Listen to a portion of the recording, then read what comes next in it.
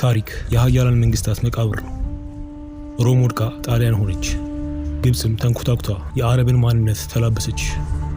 ኢራን ግን በታሪክ ውስጥ በግሪኮች በአረቦችና በሞንጎላውያን የተወረረች ቢሆንም አንድም ጥይት ሳይተኮስ ሁሉንም ድል ማድረግ የቻለች በታሪክ ብቸኛዋ ሀገር ናት።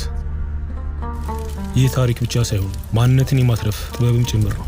የቀረው ጥንታዊ ዓለም ወደ ትቢያ ሲቀየር ይህ 5000 ዓመታት ዕድሜ ያለው ማንነት ሳይበጠስ እንዴት ሊዘልቅ ቻለ?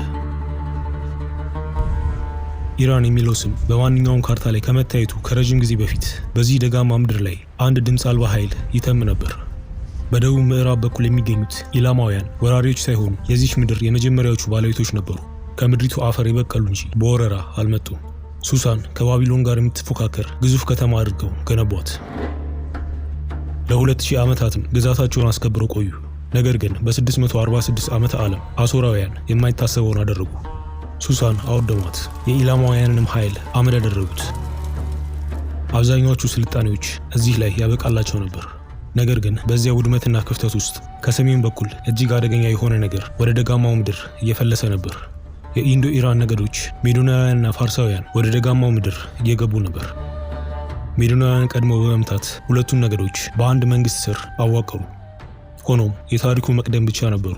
እውነተኛው ታሪክ የሚጀምረው በ550 ዓመተ ዓለም ከአንሻን መንግስት በመጣ አንድ ሰው ነው። ቂሮስ ይባላል።